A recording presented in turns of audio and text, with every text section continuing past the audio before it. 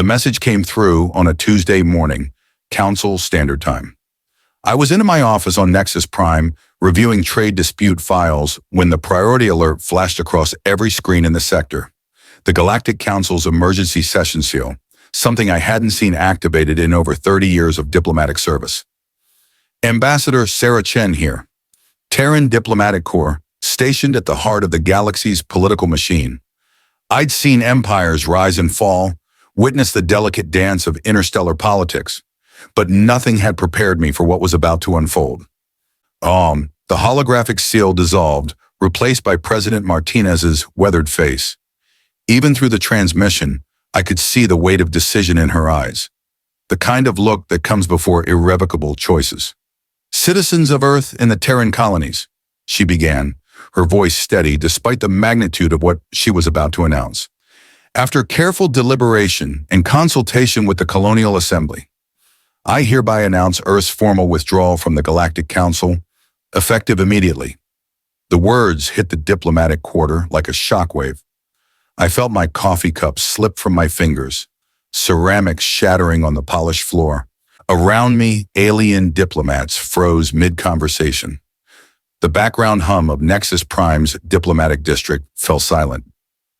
This decision comes after decades of systematic discrimination, economic exploitation, and the Council's repeated failure to honor humanity's contributions to galactic stability. Martinez continued.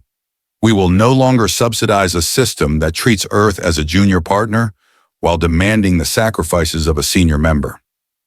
I knew this moment had been building. The signs were there for anyone willing to see them. The Kepler crisis 3 years ago, when the Council had ordered Earth's fleets to stand down while the Vorthan Empire massacred human colonists. The trade sanctions that somehow only affected Terran shipping. The research partnerships where human innovations disappeared into Council black sites. But knowing it might happen and witnessing it were two different things entirely. The transmission continued. All Terran military assets are recalled from Council operations. All trade agreements are suspended pending renegotiation. Earth's colonies will determine their own allegiances. We leave the door open for future cooperation, but only as equals. The feed cut. Silence stretched across Nexus Prime like a hell breath. Then chaos erupted. My communication panel lit up like a festival display. Emergency calls from Earth, panic messages from Terran colonies, and increasingly frantic demands from Council representatives. I ignored them all for a moment, staring out the viewport at the massive Council complex that dominated Nexus Prime's skyline. For 2 centuries, that complex had been the center of galactic civilization. Today it looked smaller somehow, more fragile. Ambassador Chen, the voice behind me was silk over steel. Consul Zethkar of the Hegemony, one of the Council's founding members. His crystalline features showed no emotion, but his 4 eyes betrayed a flicker of something that might have been fear. Consul, I replied, not turning from the viewport. I imagine this is quite the shock to your system. Your species has made a grave error, he said, stepping closer.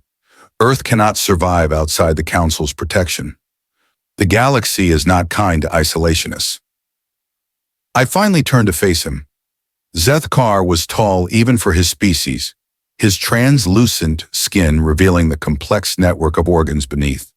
Beautiful in an alien way, and utterly ruthless. Protection? I laughed, the sound bitter in my throat. Is that what you call it when Council ships stood by while Vorthan raiders burned our colonies? Is that protection when our trade vessels are boarded and searched while yours pass freely? His expression didn't change. The greater good sometimes requires difficult decisions. Whose greater good? I asked, because it never seemed to include humanity.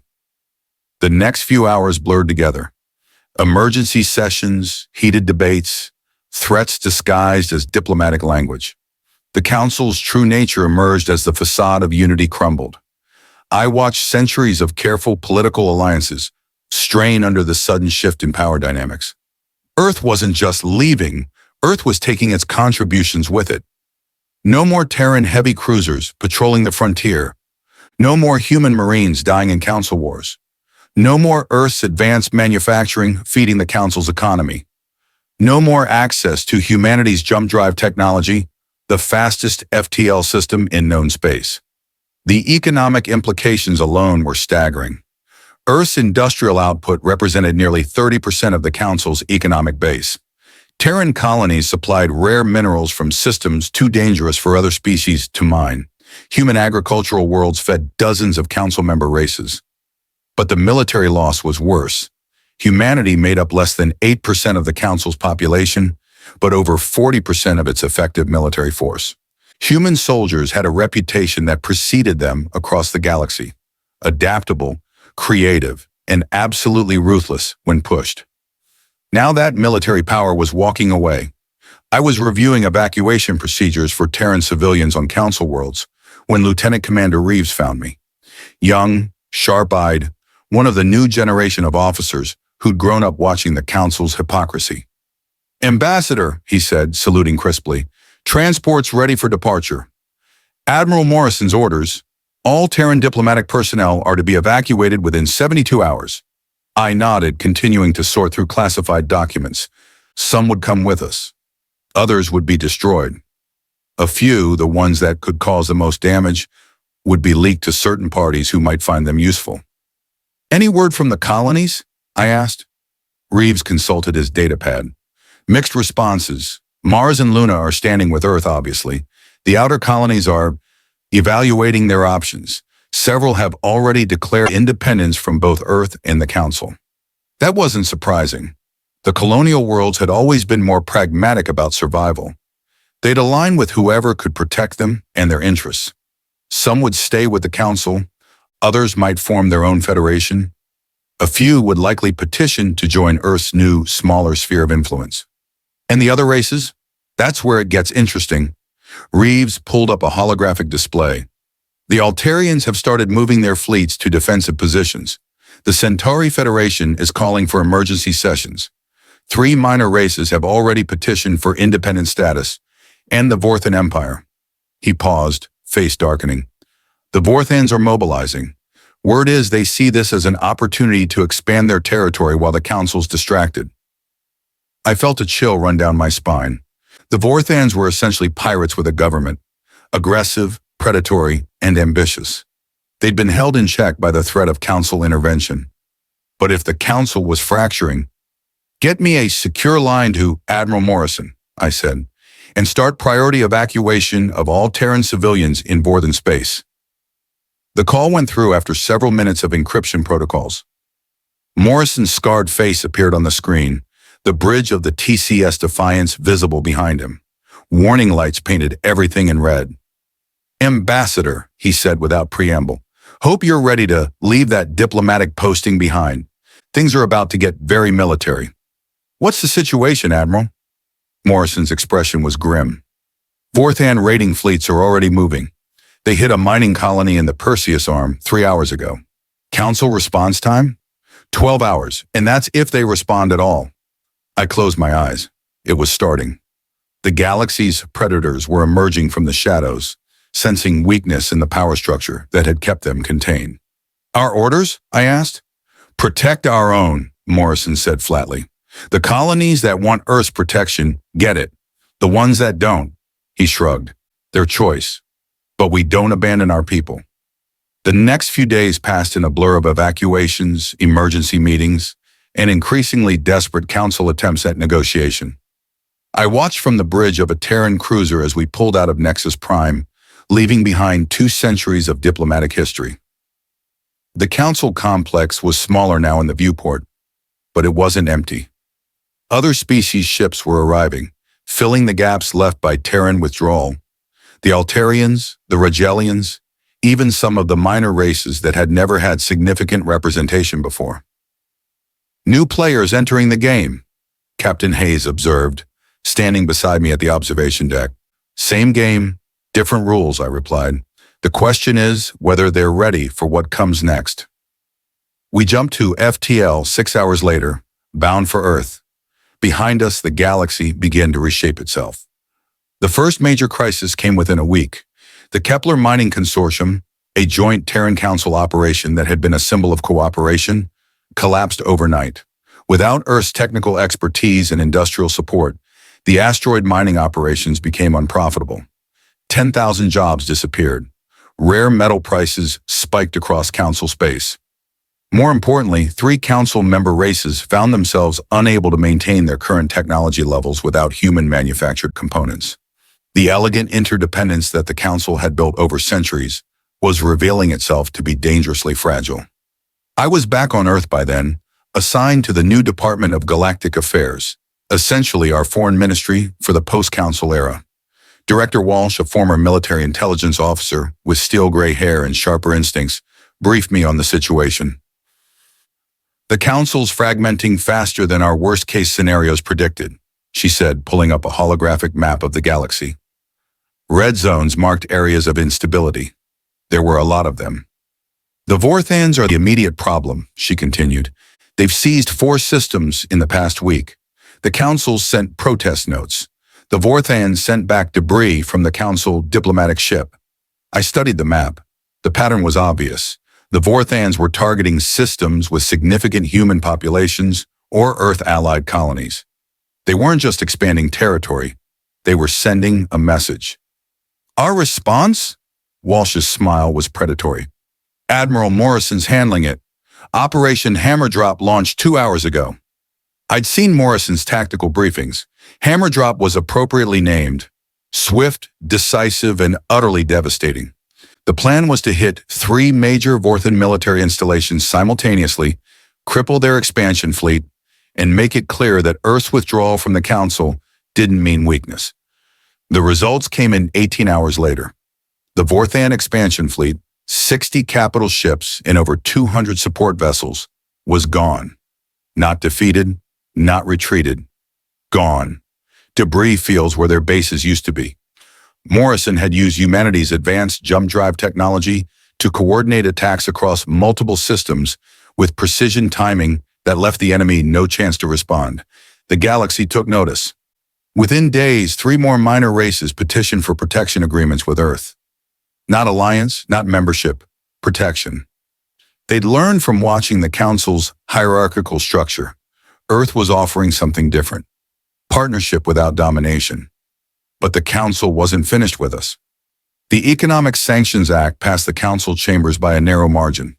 All member races were forbidden from trading with Earth or Earth-allied colonies. Any ship carrying Terran goods would be impounded. Any world that violated the sanctions would face corrective action. It was economic warfare, plain and simple. President Martinez's response was broadcast across the galaxy. I watched from the department's situation room as she addressed not just Earth, but every world that might be listening. The Council believes it can starve us into submission, she said, her voice calm but carrying an edge of steel. They believe Earth needs them more than they need us. They are about to learn how wrong they are. She was right, of course. The Council had made a fundamental miscalculation. They saw Earth's economy as dependent on galactic trade, but they'd failed to account for human adaptability. We'd been preparing for this possibility for decades. The emergency economic protocols went into effect immediately. Terran colonies that had been exporting raw materials to Council worlds suddenly found new markets among the independent races. Earth's advanced manufacturing filled gaps that the Council couldn't cover with their remaining member worlds. More importantly, Earth began offering something the Council never had: technological partnerships, real ones, where both sides benefited instead of one side being exploited. The Altarians were the first to break ranks. They needed human jump drive technology to defend their frontier territories. The Council had promised protection, but promises don't stop raiding fleets. Altarian ships with human FTL systems could respond to threats in hours instead of days. Other races followed. The Rigelians wanted human medical technology. Our regenerative therapies were centuries ahead of standard galactic medicine. The Tau Sadians needed our agricultural techniques to feed their growing population. Each partnership weakened the Council's sanctions and strengthened Earth's position. But the real shift came when the Centauri Federation made their move. Ambassador Veltar of the Centauri had been one of the few Council members who'd consistently supported human positions. When the Federation announced they were withdrawing from the sanctions regime, the Council's unity shattered completely. The Centauri Federation recognizes the right of all species to self-determination, Beltar announced. We will not be party to economic coercion designed to punish those who choose independence. Within hours, 6 more council members followed suit. The sanctions collapsed, taking with them the last pretense of council unity. I was reviewing the latest diplomatic reports when the priority alert chimed again. This time it wasn't from Earth. The transmission came from deep space, from a location that officially didn't exist on any star charts. The face that appeared on the screen was human, but one I hadn't seen in years. Admiral Sarah Voss, former head of Terran Naval Intelligence, officially killed in action during the Proxima incident. Unofficially, she'd been running humanity's most classified military programs. "Hello, Amy," she said, using the nickname only my oldest friends knew. "I hope you're ready for the next phase." "Sarah?" I couldn't hide my shock. "You're supposed to be dead." Her smile was enigmatic. "Death is a useful cover for certain types of work. We need to talk. In person. Bring Director Walsh." The coordinates she transmitted led to a system that wasn't on any official maps. A brown dwarf with a planetary system hidden in a dust cloud. When we arrived, what we found changed everything. Humanity hadn't just been preparing for withdrawal from the Council. We'd been preparing for war. The installation was massive, a military research and construction facility that must have taken decades to build. Ships I'd never seen before floated in massive docking bays. Weapons that belonged in science fiction novels were being loaded onto vessels that looked like they'd been designed by someone who understood violence on a galactic scale. Sarah met us at the docking bay, flanked by officers I didn't recognize. Her uniform bore no insignia, but the way people moved around her made it clear she was in command. "Welcome to Project Exodus," she said, gesturing to the facility around us. "Humanity's insurance policy." Director Walsh recovered first. "How long has this been operational?" "Officially, it doesn't exist. Unofficially, we broke ground here 40 years ago, right after the Kepler incident. Some of us saw the writing on the wall long before the politicians did." She led us through corridors that hummed with purpose. Engineers and technicians worked on projects I couldn't begin to identify. The scale was staggering. "The Council thinks they understand human military capability," Sarah continued. "They've seen our standard ships, our conventional weapons. They think they know what we can do." We entered a vast chamber where something that might generously be called a starship was under construction. It was huge, easily the size of a Council dreadnought, but the design was unlike anything I'd ever seen. Angular, predatory, built for purposes I didn't want to contemplate. "What is it?" I asked. "The TCS Ragnarok," Sarah replied. "First of her class. The Council wants to play power politics? We'll show them what real power looks like." The briefing that followed lasted 6 hours and changed my understanding of everything. Humanity hadn't just been building ships. We'd been revolutionizing warfare itself. Weapons that could destroy planets. Ships that could appear anywhere in the galaxy with no warning. Technologies that made the Council's military look like children playing with toys. "Why show us this now?" Walsh asked. Sarah pulled up a tactical display showing the current galactic situation. "Because Phase 1 is complete. Earth has successfully withdrawn from the Council. Phase 2 begins now." The display showed fleet movements across Council space. Vorthan expansion had accelerated, but they weren't the only predators taking advantage of the chaos. The hegemony was making moves in the Outer Rim. 3 minor races had declared war on each other over territorial disputes. The galaxy was fracturing. "The Council's going to collapse," Sarah said matter-of-factly. "Maybe not today, maybe not tomorrow, but soon. And when it does, there's going to be a power vacuum that every aggressive species in the galaxy will try to fill." She looked at both of us directly. "Humanity is going to fill it first." The implications were staggering. Not just Earth's withdrawal from the Council, but Earth's emergence as the dominant galactic power. It wasn't conquest, it was evolution.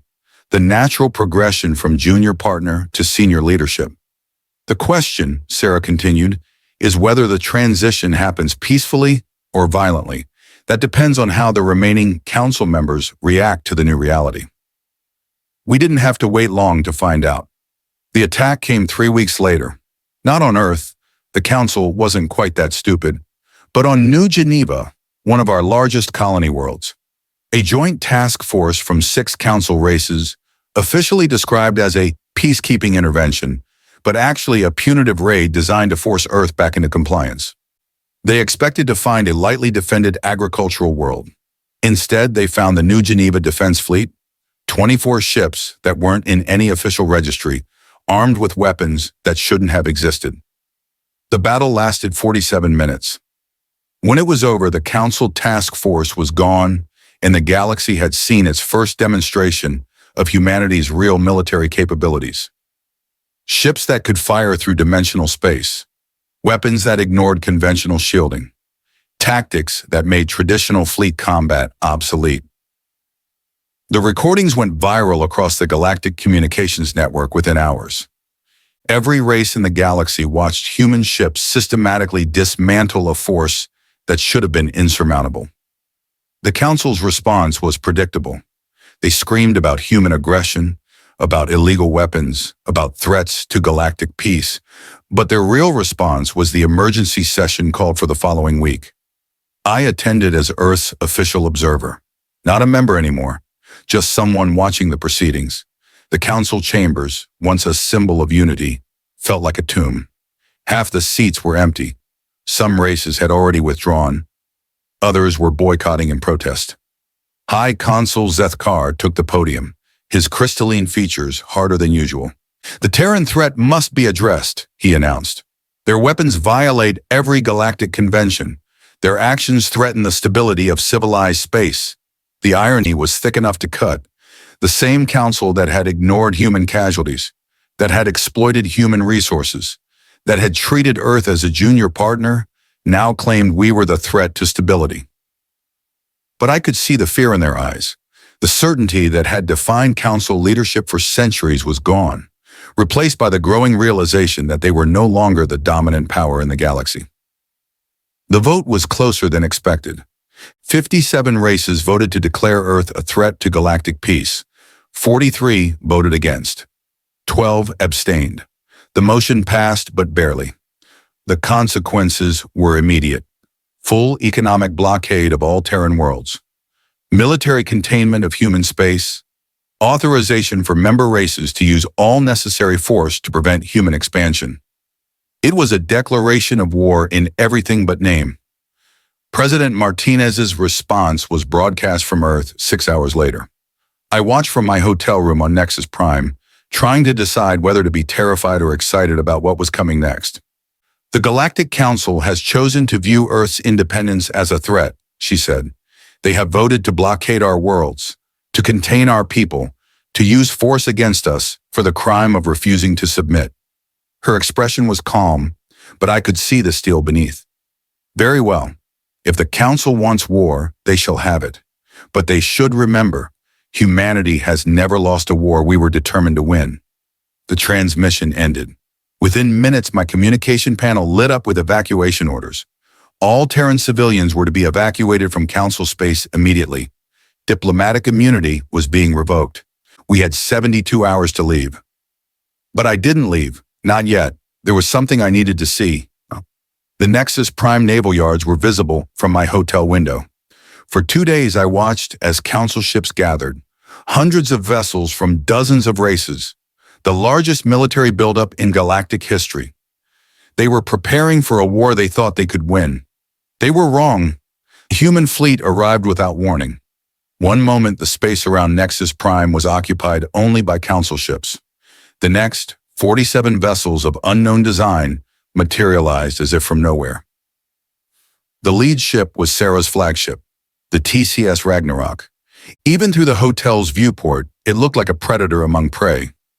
Angular, deadly, radiating menace like a living thing. The communication that followed was broadcast on all frequencies, ensuring everyone in the system could hear it. "This is Admiral Sarah Voss of the Terran Space Command," came the crisp professional voice. "The Galactic Council has declared its intention to use military force against Earth and her allies. We are here to demonstrate why that would be unwise." What followed wasn't a battle. It was a demonstration. The Ragnarok alone disabled the entire Council defense grid, 36 orbital platforms and 40 escort vessels, without firing a shot. Energy weapons that simply shut down enemy systems. Defensive fields that made return fire impossible. Technology that was decades ahead of anything the Council possessed. The message was clear. If you want war, you'll lose. But some lessons can only be learned through experience. The First Galactic War, as historians would later call it, lasted exactly 18 days. The Council's opening offensive targeted 12 human colonies simultaneously, expecting to overwhelm Earth's ability to respond. Instead, they found themselves facing an enemy that fought by completely different rules. Human ships appeared and disappeared at will, striking targets across thousands of light years with perfect coordination. Council fleets found themselves fighting battles they couldn't win against opponents they couldn't predict. The turning point came at the Battle of Rigel 7. The Council's main battle fleet, over 300 ships, was completely destroyed by a human force 1/10 its size. The tactical recordings showed weapons that ignored conventional physics, ships that seemed to bend space and time to their will.